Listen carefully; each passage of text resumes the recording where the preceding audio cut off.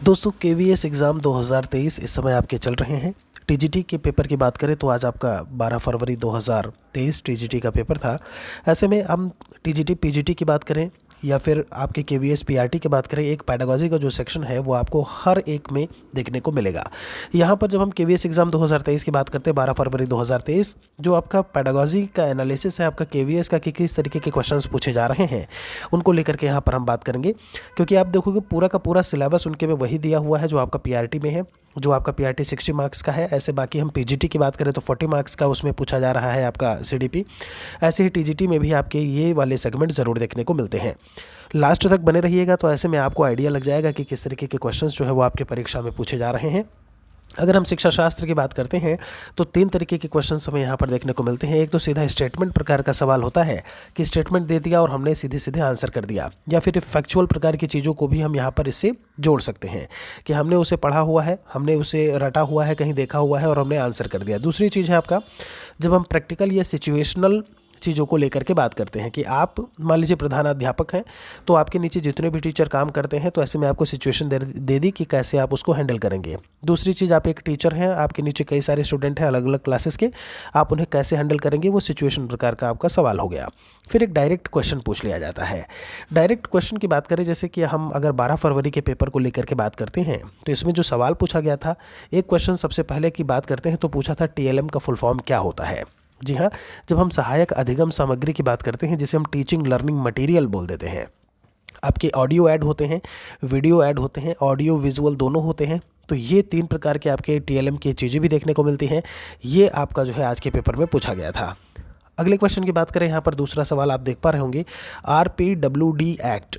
हम आपको बता दें यहाँ पर जब हम आरपीडब्ल्यूडी एक्ट की बात करते हैं, ये आपका 12वां महीना 2016 में आया था। मतलब ये जो एक्ट था आरपीडब्ल्यूडी, ये आपका 12वां महीना यानी दिसंबर 2016 में एक्ट आया था। हम बात करें अगर इसके लागू होने को लेकर के तो 2017 में ये लागू हुआ था। यहाँ पर आरपीडब्ल्यूडी एक्ट क्या कहता है, ये कहता है जितने भी प्रकार की डिसेबिलिटी होती है उसके बारे में डिफाइन करता है। उनके सिम्पटम्स क्या हैं, उनके उपचार की क्या कुछ चीज़ें हैं, किससे हम डिसेबल बोलेंगे। तो आज के पेपर की जब हम बात करते हैं कि डिसेबिलिटी में जो है ये कितने परसेंट से अगर परसेंटेज देखने को मिलेगा कि उसे हम किस में रख दें, उसे हम डिसेबिलिटी वाले में शामिल कर दें। तो ये जो परसेंटेज है वो कितना है, 40% का है। इसे यहाँ से ध्यान रखिएगा, ठीक है। थोड़ा सा आगे चलते हैं यहाँ पे, तो 40% आपका यहाँ पर उसका आंसर था। फिर आपका क्वेश्चन एक, अच्छा यहाँ पर एक क्वेश्चन आपसे पूछा गया था लीडरशिप स्टाइल। आपने देखा होगा लीडरशिप वाला एक बाकायदा आपके में यूनिट और चैप्टर दिया हुआ है। तो आपसे लीडरशिप स्टाइल में पूछा था कि इनमें से सबसे लीस्ट अप्रोप्रिएट और लीस्ट इंपॉर्टेंट कौन सी चीज़ है, कम उपयोगी कौन सा होगा। तो सवाल यहाँ से जो देखने को मिला वो आप देख पा रहे होंगे। एसएमडीसी की बात करते हैं, जो आपका जब हम स्कूल डेवलपमेंट कमेटी, एक आपका चैप्टर दिया हुआ है जो नए सिलेबस में है, ठीक है। उसमें आपकी चीज़ें, वहाँ से एक क्वेश्चन था। जब हम बात करते हैं आरटीई 2009, अभी कल ही मैंने आरटीई राइट टू एजुकेशन 2009 के बारे में सब कुछ बताया है। कितने बच्चे पर कितने टीचर होने चाहिए, कितनी संख्या होनी चाहिए, सारी चीज़ें कब आया था, उसके संबंधित आपके अनुच्छेद कौन से हैं, सारी बातें जो है वो मैंने बताई हैं। केवीएस 2022 नाम की प्लेलिस्ट को ज़रूर देखें या फिर केवीएस सीडीपी वाली प्लेलिस्ट को ज़रूर देखें, वहाँ से आपको बहुत सारी चीज़ें मिल जाएंगी। एक क्वेश्चन करिकुलम से था। जब हम पाठ्यचर्या की बात करते हैं, करिकुलम क्या है आपका, जहाँ पर पाठ्यगत गतिविधियाँ और पाठ्येतर गतिविधियाँ, यानी कि जो सिलेबस कंटेंट में आपका है वो चीज़ें और साथ में जो खेलकूद वाली चीज़ें वो सब कुछ हमारे करिकुलम या पाठ्यचर्या में शामिल होता है। जैसे आपका एनसीएफ 2005, कई बार मैंने बोला है कि सवाल यहाँ से आपको पक्का देखने को मिलेगा और वही आपका क्वेश्चन यहाँ से था।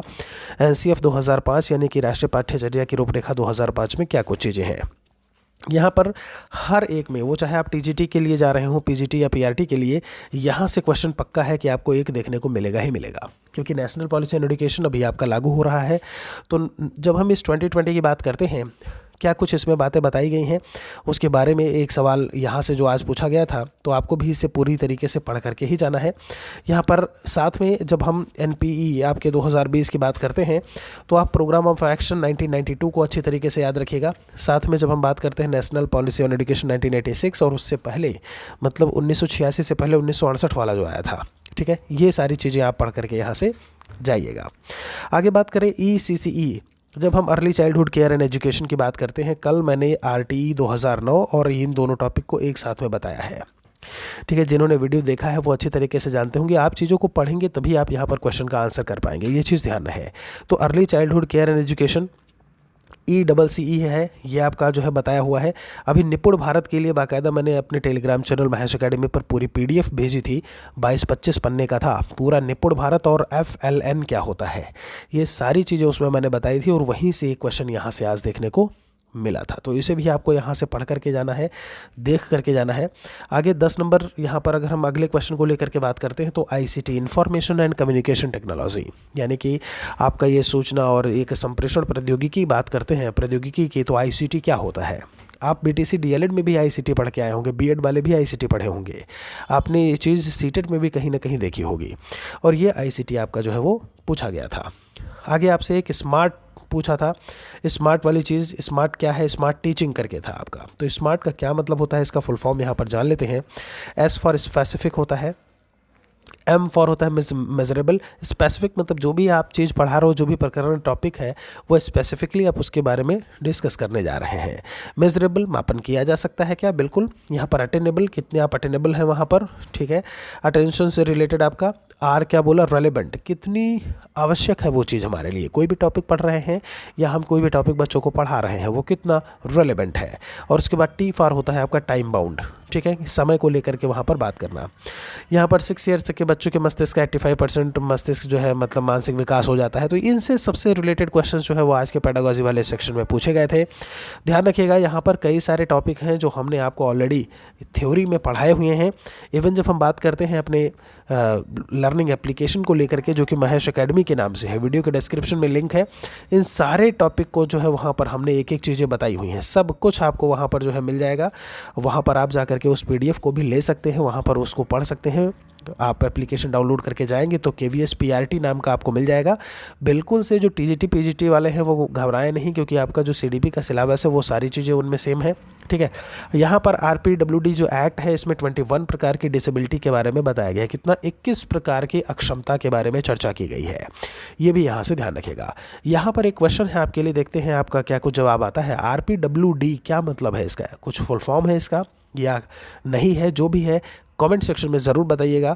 और बाकी तैयारी करते रहिए, बीच बीच में जो भी महत्वपूर्ण टॉपिक है, जो भी क्वेश्चन का एनालिसिस होगा वो हम आपको बताते रहेंगे कि कैसे कैसे आपके सवाल पूछे गए थे।